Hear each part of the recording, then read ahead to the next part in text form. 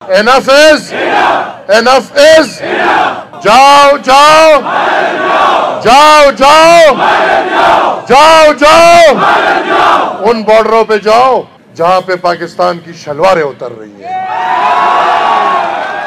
उन बॉर्डरों पे जाओ जहां आप खुद कहते हो कि 400 और 500 का लश्कर बॉर्डर क्रॉस करके आप लोगों के गिरेबान में हाथ डाल रहा है। जाके उन बॉर्डरों का दिफा करो।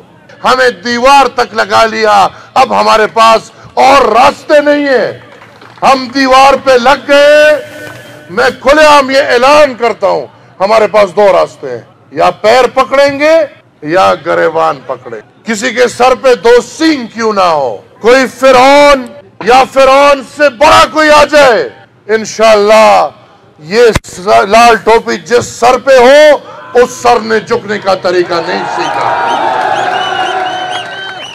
मैं आज ये वाज़े कर दूं, आपकी जुबान में आपके कायद जनाब मोहम्मद अली जिन्ना का ये मिशन था कि पाकिस्तान में फौज की बालादस्ती नहीं चलेगी, पाकिस्तान में अवाम की बालादस्ती चलेगी।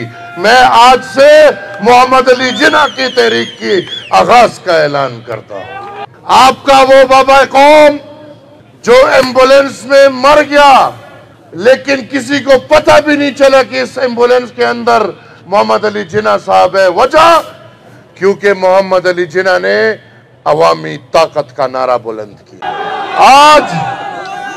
आज सवाबी ने रियासत और एस्टैब्लिशमेंट का जो गंदा खेल तारीखी जो सन 47 से शुरू हुआ है और 2024 तक चलता आ रहा है, सवाबी ने आज ये ऐलान कर लिया है, ये तबले जंग बजा लिया है कि मजीद ये खेल देखने के लिए हम तैयार नहीं हैं। इस पे माते लग पड़े रहे, इस पे पूरा पाकिस्तान मुतफिक है। जो बात मैं करना चाह रहा हूं उस पे हर मकतब फिक्र की पार्टियां मुतफिक है कि इस मुल्क में सियासत और जमहूरियत के खेल में एस्टैब्लिशमेंट अपना किरदार अदा कर रही है। ये कोई बात छुपी हुई नहीं है।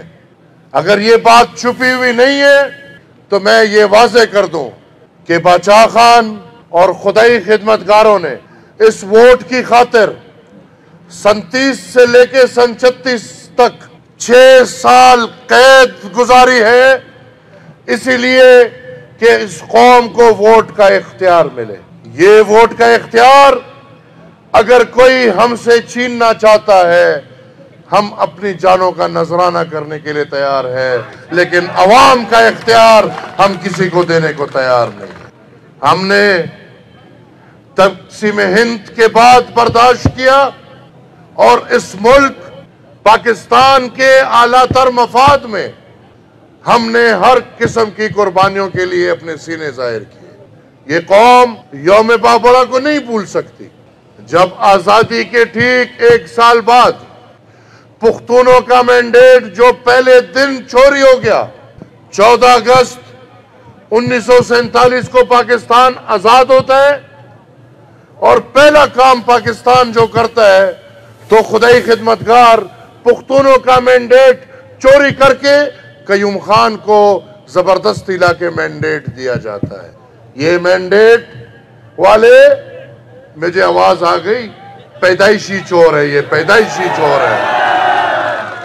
मैं आज ये वाज़े कर दूं, आपकी जुबान में आपके कायद जनाब मोहम्मद अली जिन्ना का ये मिशन था कि पाकिस्तान में फौज की बालादस्ती नहीं चलेगी, पाकिस्तान में अवाम की बालादस्ती चलेगी। मैं आज से मोहम्मद अली जिन्ना की तहरीक की आगाज का ऐलान करता हूं। वो तहरीक जिस तहरीक की बुनियाद पे आपने बाबा कौम को नहीं बख्शा। आपका बाबा कौम जो चमन में बेचारा जियारत में बेचारा इलाज के लिए गया था जहां डिस्पेंसरी भी नहीं। आपका वो बाबा कौम जो एम्बुलेंस में मर गया लेकिन किसी को पता भी नहीं चला कि इस एम्बुलेंस के अंदर मोहम्मद अली जिन्ना साहब है। वजह क्योंकि मोहम्मद अली जिन्ना ने अवामी ताकत का नारा बुलंद किया। हमने बहुत बर्दाश्त किया। हम साना बाबड़ा के 600 से जायद शोधा हमने बर्दाश्त किए अपनी कौम की खातिर, इस मुल्क की खातिर। हमने हर किस्म जेल, हर किस्म सख्ती, जिलावतनी, बादशाह खान बाबा से लेके खुदाई खिदमतगार वली खान बाबा और उनके दोस्त आज भी इस महफिल में बैठे हैं, जिनको इस रियासत ने बड़ी सख्तियों का सामना पेश। आखिर हमारा गुनाह क्या है? हम तो अल्हम्दुलिल्लाह वाहिद वो लोग हैं जो खुलेआम कहते हैं कि हुकूमतों के लालची नहीं। हम तो खुलेआम ऐलान करते हैं कि हम आपके वजारतों के लालची नहीं। फिर हमारे रास्ते क्यों रोके जाते हैं? क्या हमारी शक्लें अच्छी नहीं है?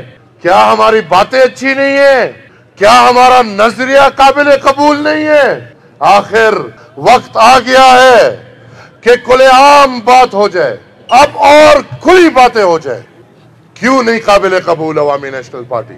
इसलिए कि अवामी नेशनल पार्टी ताकतवर की सियासत नहीं करती, इसलिए कि अवामी नेशनल पार्टी ताकतवर के सामने झुकने का तरीका नहीं सीखा, या इसलिए कि अवामी नेशनल पार्टी अपने कौम के हक से दस्तबरदार होने को 1 इंच भी नहीं तैयार। हम अल्हम्दुलिल्लाह अशरफिया की सियासत नहीं करते। हमारी सियासत कौम की है, हमारी सियासत कौम की रहेगी। और मैं इनका शुक्र अदा करता हूं कि इन्होंने एक दफा फिर इलेक्शन मैनेज करके हमें दीवार तक लगा लिया। अब हमारे पास और रास्ते नहीं है, हम दीवार पे लग गए। मैं खुलेआम ये ऐलान करता हूं, हमारे पास 2 रास्ते हैं, या पैर पकड़ेंगे या गरेबान पकड़ेंगे। अब ये बातें भूल जाए, किसी के सर पे 2 सींग क्यों ना हो। कोई फिरौन या फिरौन से बड़ा कोई आ जाए, इंशाअल्लाह ये लाल टोपी जिस सर पे हो उस सर ने झुकने का तरीका नहीं सीखा। हम हाथ डालेंगे गरेबान में। हमने पाकिस्तान की ज्यादातर मफाद में बहुत कुर्बानियां दी। मेरे ख्याल में मजीद पाकिस्तान की आला तर मफाद में हम एक कदम चलने को तैयार नहीं है। हमारा हर कदम आईन, कानून और दस्तूर के अंदर होगा। हम ना रियासत से लड़ाई करना चाहते हैं, ना किसी इदारे से लड़ाई करना चाहते हैं। आईन पाकिस्तान ये कहता है कि सियासत में फौज की मुदाखलत नहीं होनी चाहिए। मैं ये समझता हूं कि जिस तरह सन 1930 में बादशाह खान ने अपनी कौम की खातिर एक ऐलान किया था, मैं ये समझता हूं कि अवामी नेशनल पार्टी उस तरफ रवा दवा है। आईन पाकिस्तान कहते हैं अब मुझे आपने नारे का जवाब देना है। मैं नारा दूंगा, आपने कहना है बारक जाओ, जाओ जाओ, जाओ जाओ, जाओ जाओ। चौकीदार हमारी चौकीदारी करेगा। चौकीदार मजीद इस कौम को बंदूक के जरिए नहीं डरा सकता। कोई डराने की कोशिश करेगा, हमारे सीने सबके सामने हम मजीद चौकीदार को चौकीदारी पे भेजेंगे। आईन पाकिस्तान कहता है जाओ जाओ, जाओ जाओ, जाओ जाओ, जाओ जाओ। उन बॉर्डरों पे जाओ जहां पे पाकिस्तान की शलवारें उतर रही हैं। उन बॉर्डरों पे जाओ जहां आप खुद कहते हो कि 400 और 500 का लश्कर बॉर्डर क्रॉस करके आप लोगों के गिरेबान में हाथ डाल रहा है। जाके उन बॉर्डरों का दिफा करो। और जिस तरह मैंने बोला है, बस enough is enough is enough is enough is. आए अहद करते हैं। क्या अहद के लिए तैयार है? क्या आप मेरे साथ हर हद तक जाने को तैयार है? अगर हमें इसमें अगर हमें जेल जाना पड़े, जेल ही भरने पड़े, क्या आप मेरे साथ जाने को तैयार है? क्या आप मेरे साथ पुख्तनख्वा को अपने हक को छीनने के लिए हर हद तक जाने को तैयार है? क्या आप अपनी कौम, अपनी मट्टी के लिए हर हद तक जाने को तैयार है?